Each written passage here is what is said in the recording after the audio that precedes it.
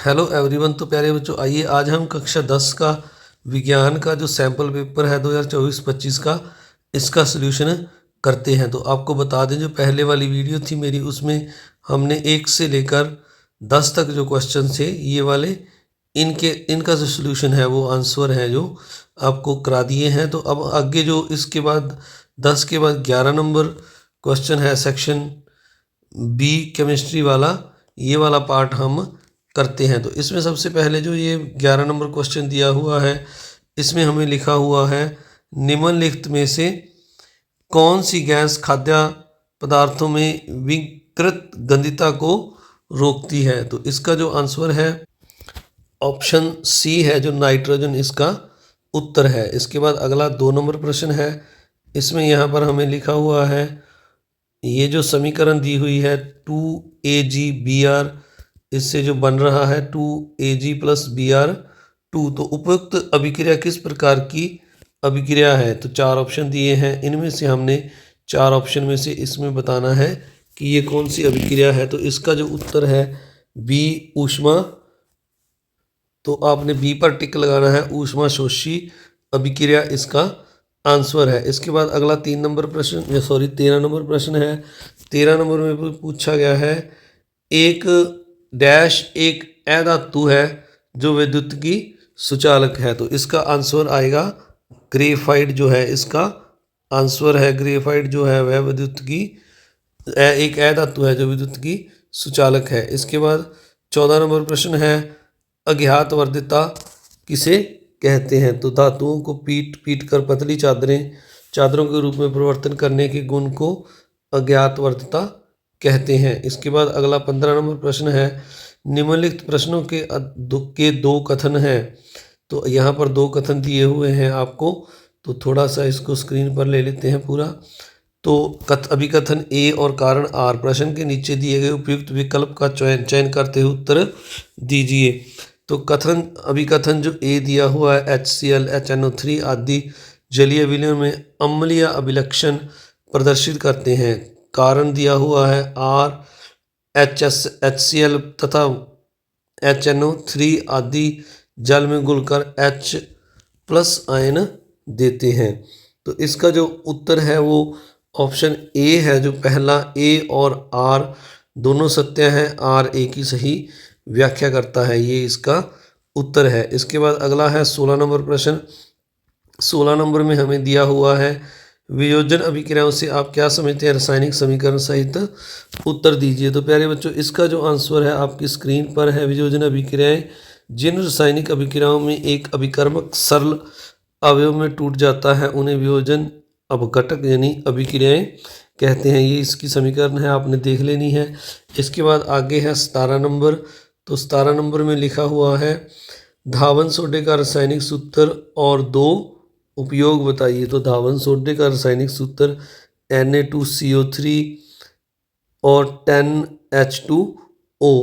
तो ये धावन सोडे का रासायनिक सूत्र है और इसके उपयोग दिए हुए हैं नीचे। कांच, साबुन और कागज उद्योग में जल की स्थायी कठोरता को दूर करने के लिए। इसके बाद अगला 18 नंबर प्रश्न आपकी स्क्रीन पर है प्यारे बच्चों। 18 नंबर में लिखा हुआ है, 3 विलयनों ABC जब सार्वत्रिक सूचक से जांच की जाती है तो pH के मान क्रमशः 0, 7, 14 प्राप्त होते हैं। कौन सा विलयन है। तो विलयन जो पहला है उदासीन विलयन है, उसमें B आएगा विलयन, और जो प्रबल क्षारीय है उसमें C आएगा, और जो प्रबल अम्लीय है उसमें A आएगा। ये pH की वैल्यू के आधार पर है। इसके बाद आइए अब 19 नंबर प्रश्न करते हैं। 19 नंबर में हमें दिया हुआ है, इन अभिक्रियाओं के लिए समीकरणें लिखिए। तो इनके लिए समीकरणें लिखनी है, भाप के साथ आयरन, जल के साथ कैल्शियम, जल के साथ पोटेशियम। तो इनके जो तीनों समीकरणें हैं आपकी ये स्क्रीन पर है, आपने इनको देख लेना है। इसके बाद जो अगला क्वेश्चन है उसका आंसर करने से पहले आप सभी से एक रिक्वेस्ट, अगर आप चैनल पर नए हैं तो चैनल को सब्सक्राइब जरूर करें, वीडियो को लाइक करें और अपने दोस्तों मित्रों में इस वीडियो को ज़्यादा से ज़्यादा शेयर भी जरूर करें। तो अब जो इसका अथवा वाला ऑप्शन है, इसमें यहाँ पर लिखा हुआ है खनिज और अयस्क। तो खनिज और अयस्क में जो अंतर है वो हमने बताने हैं। तो खनिज और जो है आयस्क में अंतर आपकी स्क्रीन पर हैं ये, तो आपने इनको देख लेना है प्यारे बच्चों। ये जो अंतर आ रहे हैं दोनों के अलग अलग 3-3 अंतर, तो ये आपने नोट करके याद करने हैं। इसके बाद हम जो 19 के बाद अगला 20 नंबर प्रश्न है इसका आंसर करते हैं। तो 20 नंबर में हमें यहाँ पर लिखा हुआ है साइक्लोपेंटेन का सूत्र तथा इलेक्ट्रॉन बिंदु संरक्षण क्या होगा। बी पार्ट है प्रयोग द्वारा आप एल्कोहल एवं कार्बोक्सिलिक अम्ल में कैसे अंतर कर सकते हैं। तो ये जो दोनों के उत्तर हैं ये आपकी स्क्रीन पर हैं 20 नंबर के ए और बी पार्ट के। इनको आपने देख लेना है प्यारे बच्चों, परीक्षण दिया हुआ है इनका। तो इसके बाद कार्बोक्सिलिक अम्ल का दिया हुआ है, ये आपने देख लेना है। इनको इनके साथ अथवा में जो ऑप्शन है इसके बाद हम अथवा वाला ऑप्शन करते हैं। तो अथवा में लिखा हुआ है निम्नलिखित यौगिकों के नाम लिखिए। तो इन दोनों के नाम लिखने हैं। तो ये स्क्रीन पर है प्रोपेनाइक अम्ल और प्रोपेनॉल, ये दोनों इसके जो हैं नाम है दोनों के ए पार्ट के।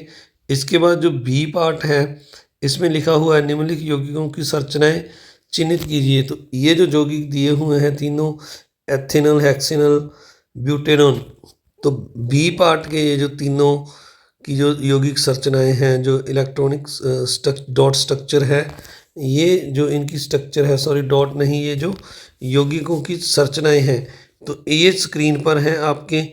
इनको आपने देख लेना है प्यारे बच्चों बारी बारी से, सभी ये स्क्रीन पर हैं तीनों के, और इनको आपने बनाना सीख लेना है। हो सकता है इनमें से कोई पेपर में आ जाए। तो इसके बाद हम अगला क्वेश्चन है जो इसका वो वाला जो अगला पार्ट है 20 नंबर के बाद 21 नंबर, ये वाला पार्ट करते हैं सेक्शन सी।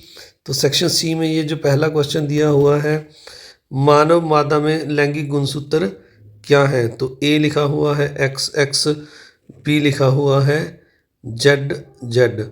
तो मानव मादा में लैंगिक जो है वो XX, ये वाला उत्तर आएगा। इसके बाद अगला है जो बी पार्ट है, इसमें लिखा हुआ है जो निम्न में कौन सा आहार श्रृंखला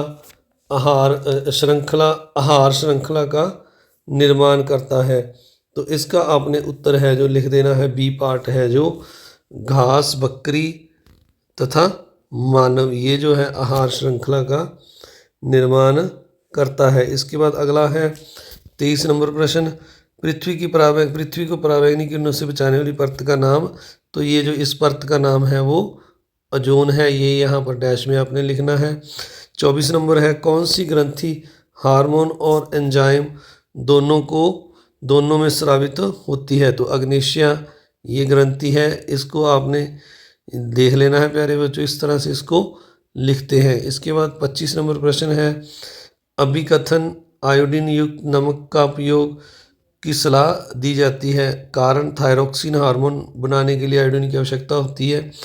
यह हार्मोन प्रोटीन, वसा तथा कार्बोहाइड्रेट के उपचयन को नियंत्रित करता है। तो इसमें जो ए ऑप्शन है यही ए और आर दोनों सत्य हैं, आर ए की सही व्याख्या ये ऑप्शन ही सही है। वैसे नीचे जो दूसरे ऑप्शन है आपको दिखा देते हैं जल्दी से, ये बी, सी और डी ऑप्शन इसके हैं। इसके बाद अगला जो 26 नंबर है प्रत्यावर्ती क्रियाओं में मस्तिष्क की क्या भूमिका है। तो इसका आंसर आपकी स्क्रीन पर है, आपने इसको पढ़ लेना है प्यारे बच्चों, इस आंसर को देख लेना है। आगे बढ़ने से पहले आप सभी से एक बार फिर से रिक्वेस्ट, अगर आप चैनल पर नए हैं तो चैनल को सब्सक्राइब जरूर करें, वीडियो को लाइक करें और अपने दोस्तों मित्रों में इस वीडियो को शेयर भी जरूर करें। तो अगला जो 27 नंबर प्रश्न है इसको करते हैं। इसमें यहाँ पर लिखा हुआ है परागन क्रिया निषेचन से किस प्रकार भिन्न है। तो जो परागन और निषेचन के दोनों के अंतर हैं ये आपकी स्क्रीन पर हैं, इनको आपने देख लेना है। ये इंग्लिश में भी साथ में आ रहे हैं, तो इनके आंसर आपने कर लेने हैं। इसके बाद जो अगला 28 नंबर प्रश्न है मादा जनन तंत्र का चित्र बनाइए। तो ये वाला जो प्रश्न है प्यारे बच्चों, ये आपने अपनी किताब में से देखकर इसका चित्र बना लेना है। वीडियो में मेरे पास ये चित्र उपलब्ध नहीं था, तो टाइम की कमी होने के कारण ये चित्र स्क्रीन पर नहीं आ रहा, तो आपने इसको अपने आप कर लेना है किताब में से आपकी। तो इसके बाद अगला हम जो 29 नंबर प्रश्न है इसको करते हैं मेंडल के प्रयोग से कैसे पता चला कि विभिन्न लक्षण स्वतंत्र रूप से वंशानुगुण होते हैं।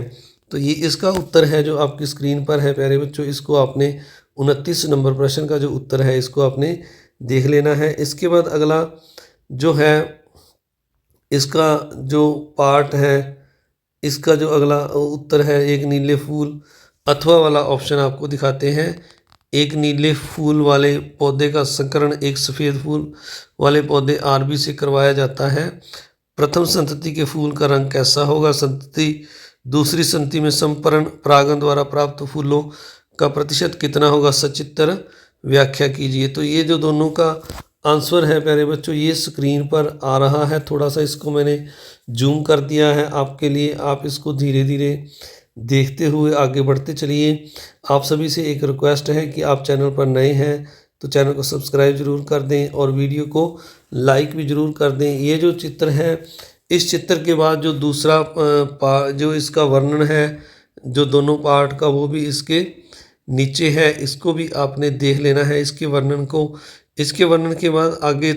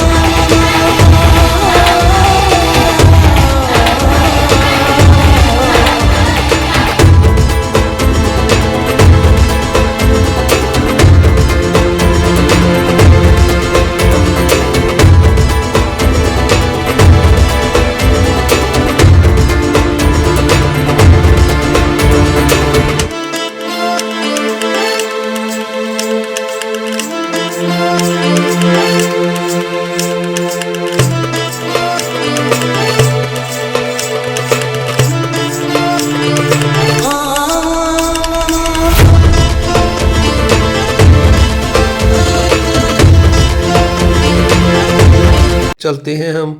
जो इसका अथवा वाला पार्ट है ये जो मैंने कर दिया है दोनों पार्ट। इसके बाद हम 30 नंबर प्रश्न पर चलते हैं। 30 नंबर के दो प्रश्न। एक पत्ती के अनुप्रस्थ काट का नामांकित चित्र बनाइए। तो हमने इसमें जो चित्र है वो बनाना है। तो इसका चित्र है जो प्यारे बच्चों आपकी स्क्रीन पर है पत्ती का, इसको आपने पूरा देख लेना है। इसमें अलग अलग जो इसके पत्ती के भाग हैं पहले ये दिखाए गए हैं। फिर इसके बाद इसका जो नीचे वाला चित्र है ये भी आपने काट का जो चित्र है पूरा जो दिखाया गया है, यहाँ पर सारे भाग इनको आपने देख लेने हैं अलग अलग से और बनाना सीख लेना है। इसके बाद जो अगला पार्ट है बी, प्रकाश संश्लेषण क्रिया के दौरान होने वाले विभिन्न घटनाओं को लिखिए। तो प्रकाश संश्लेषण की जो क्रिया है इसका बी पार्ट है, उसका उत्तर भी आपकी स्क्रीन पर है। इसके बाद जो आगे वाला पार्ट है अथवा वाला पार्ट हम वो करते हैं। आगे बढ़ने से पहले आप सभी से फिर से रिक्वेस्ट, अगर आप चैनल पर नए हैं तो चैनल को सब्सक्राइब जरूर करें, वीडियो को लाइक करें। तो अथवा वाले पार्ट है मानव हृदय का व्यवस्थात्मक काट दृश्य का नामांकित चित्र बनाइए। और दूसरा है पाचन क्रिया में लार और पित्तरस के कार्यों का वर्णन करिए। तो ये जो दूसरे पार्ट के जो दोनों पार्ट हैं इनका जो मानव हृदय का चित्र है पहले आपकी स्क्रीन पर ये है। ये सारा चित्र जो अलग अलग पार्ट इसमें दिखाए गए हैं आपने इस चित्र को बनाना सीखना है, क्योंकि ये पिछली बार भी एग्ज़ाम में आया था, हो सकता है इस बार भी आ जाए। तो आपने इसको सीख लेना है एग्ज़ाम पूरी अच्छी तरह से। फिर दूसरा जो पाचन लार क्रिया में लार और पित्तरस के कार्यों का वर्णन है, इस प्रश्न को थोड़ा सा ऊपर करते हैं, तो इसको भी आपने देख लेना है। इसके जो पित्तरस के कार्य हैं ये दोनों जो स्क्रीन पर हैं इंग्लिश और हिंदी में आ रहे हैं। पित्तरस के कार्य क्रिया पित्त के पाचन क्रिया में लार और पित्तरस के कार्य। तो आप सभी का इस वीडियो को देखने के लिए बहुत बहुत धन्यवाद। चैनल को सब्सक्राइब करना ना भूलें, वीडियो को लाइक करें, शेयर करें, और इसका जो पार्ट 1 है वो भी इस चैनल पर उपलब्ध है, उसको भी ज़रूर देखें। ऑल दी बेस्ट आपके एग्ज़ाम के लिए। Thank you very much.